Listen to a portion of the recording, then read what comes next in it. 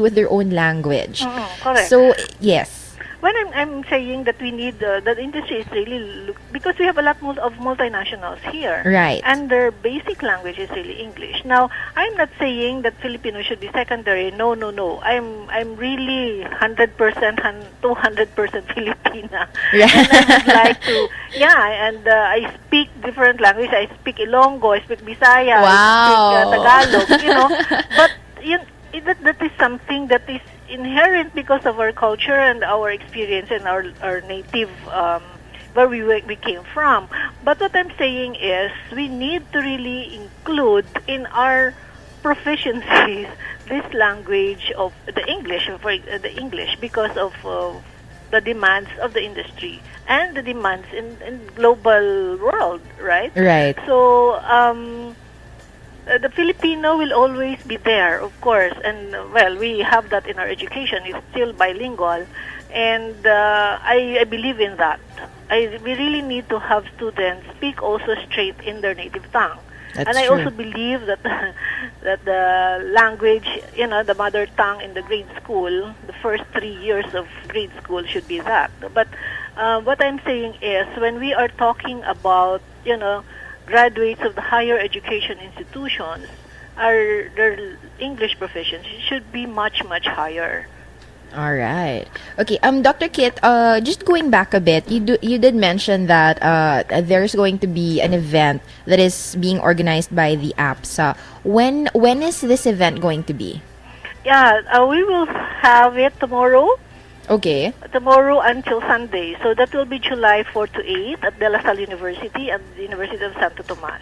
Wow. You see, in the Philippines, we are an association of schools and universities in the PAASA naman, Philippine Association of Administrators of Student Affairs. Okay. And we would like to showcase what we have, the positive and the strengths of our student services and programs that we do in our schools. More specifically, with De La Salle University, we just had our centennial, a 100-year-old institution, Right. and we would like to showcase that, with our culture and arts, our student leadership, our volunteerism, etc. And then we wanted also to showcase because Santo Tomas, University of Santo Tomas, because Santo Tomas is 400 years old, Wow. and they are around 46,000 in population. Right. For La Salle, we are only around 18,000, and we would like to showcase the different how we handle, student services in the macro and in the micro level, in the top management level, in the middle management, and even in the program implementers level, so that they can appreciate that our student services can be differentiated depending on the kind of students we have and the sheer number of our population in school. Okay. So we actually have a texter right now from okay, we've got Pia. Pia, she said she's a student and she's listening in. She said she's Pia from UST and she wanted to find out who can be part of APSA or the organization. Okay, the APSA is composed of vice presidents, deans, directors, coordinators of student affairs, the mga programs of student affairs, which each school in the different has. Schools. Right. And we also have APSA student parallel program. Okay. Meaning to say that each of our schools, we bring in student leaders who would meet also other student leaders from these countries where the professionals are coming from. So we have two parallel sessions, and we have membership from the professionals. Okay. With the students, it's quite difficult because they change, diba? They graduate after number of years. So, yes. But their schools are institutional members, and these are the members of APSA that continue through the years the existence of this organization. I see. Okay, thank you for that. We have another question by Nell. Nell Yeah. said, "Good morning, ma'am. I'm also a student from Ateneo. I wanted to find out what are the programs and services offered to students." All right. From Ateneo, we have Rene San Andres, Mr. Rene San Andres, your Associate Dean for Student Affairs, who is also Vice President of PAASA, and who is also part of the ad hoc committee for APSA. And the different programs would be whatever we have, positive or negative or whatever we have in our schools, that is what we are having or bringing in APSA. Okay, so we have student leadership program. We have volunteerism in the different offices. Okay. For placement services, for example, we have counseling, we have peer facilitators, we have student artists, student athletes, whatever programs you have in the school. These are the things that we bring to APSA, and we share this in a conference like this every 2 years. So it's every 2 years. It's not an annual. No, it's not an annual thing.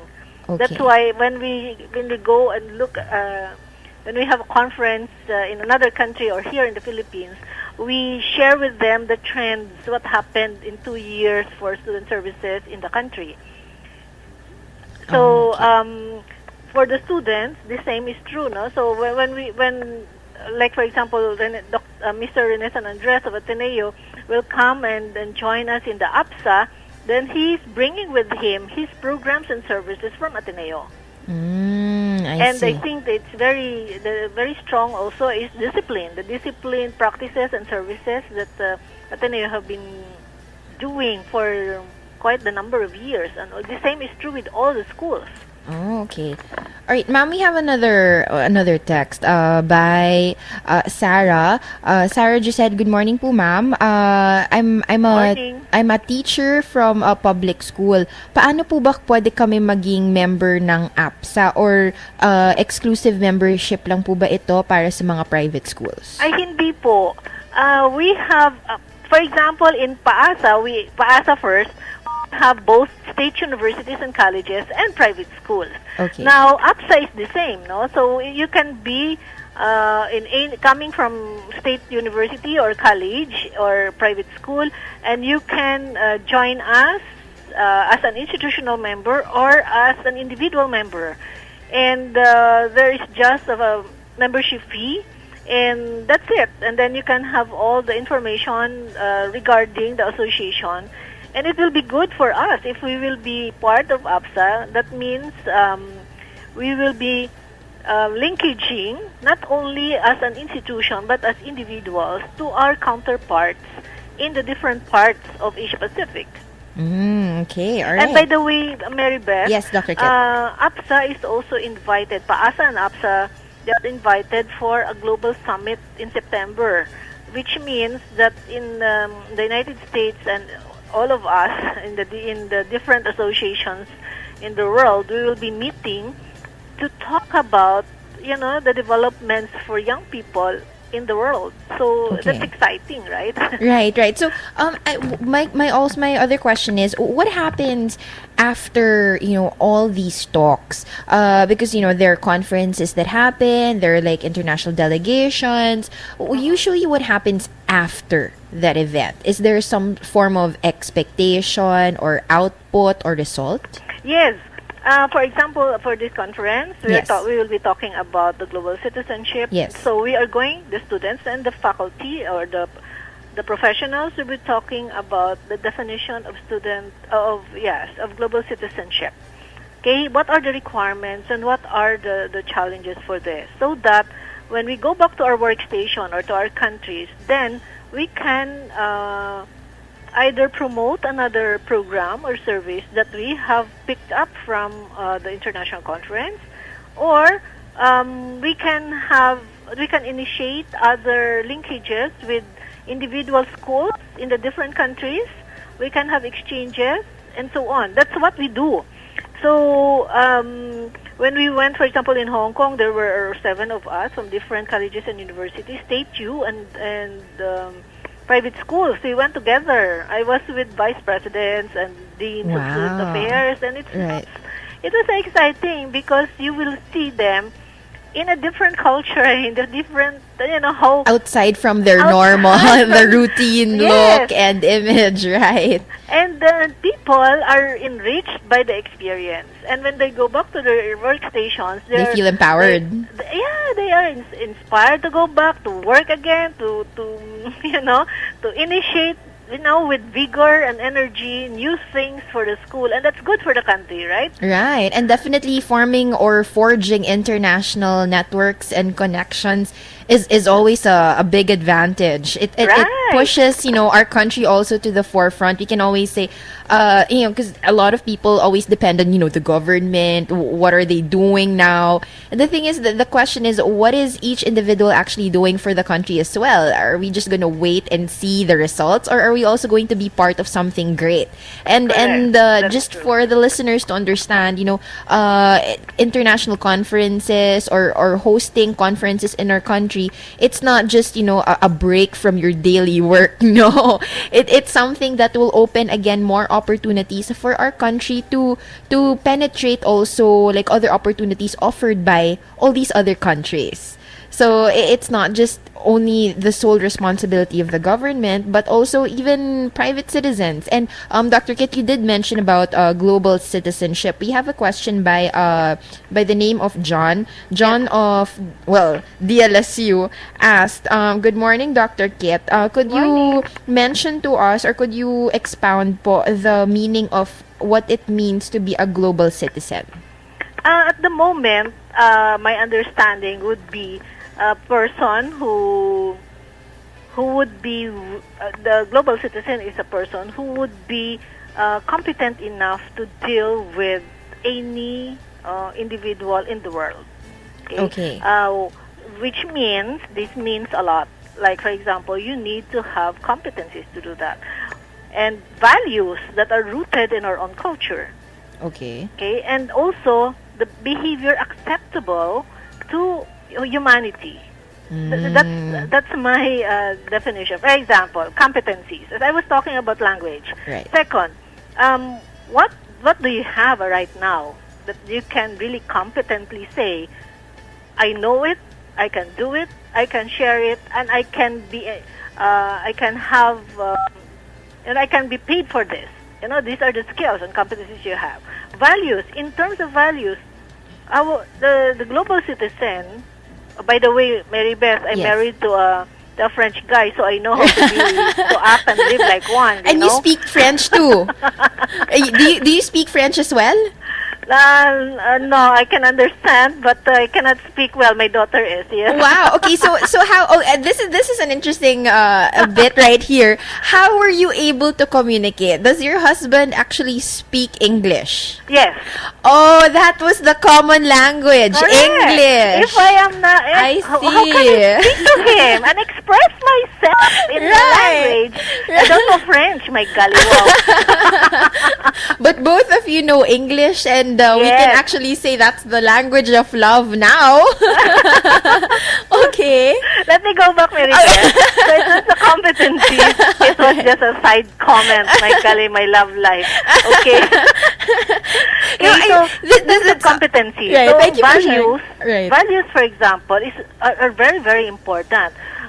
In married life, like for example, with you, with me, yes, you just have to be honest, right? To be transparent, to speak your mind, not to guess, but to the playing field of a relationship that can be understood by another person. You know what? I'm just thinking we can have you for another segment to talk about intercultural marriages. No, because a lot of people also wonder, love your own, and if they also tend to hesitate about marrying an individual of an opposite culture, a different culture, because your beliefs are different. Your religion could also be different. Your upbringing is completely different. So how long, if I may ask, going back, just inquiry, how long have you been married? To Mr. How French. long? Yes. Oh, 12 years. How many years? 12 years. Wow, 12 years and you have a beautiful daughter. And Yes. so, yes, it would make you one of an expert on that particular field also. I mean, based from your personal experience.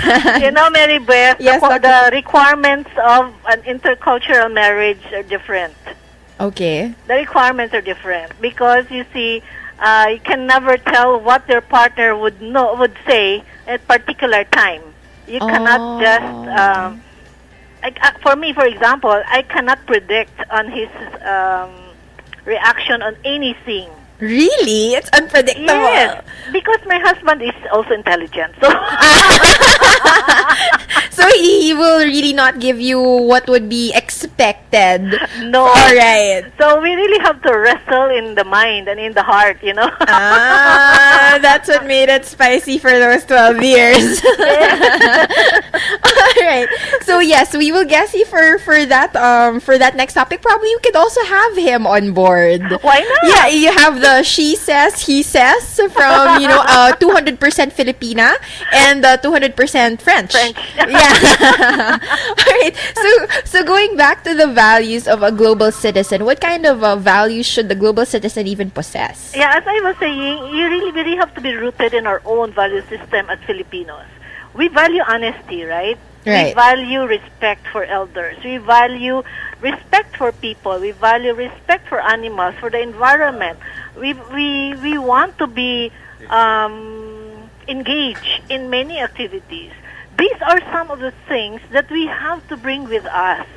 I think even in the workplace, nobody will tell you how to respect another person anymore. Right. It is really coming from our families, right? That's true. Yeah, the excuse me and the thank you and The good morning, the good afternoon, the good evening. Yes, will have to come from that. And nobody will tell you open the door for a lady and close it gently. No one. We bring that with us because in other cultures, they are like that. They are so very human. Very humane in their own senses.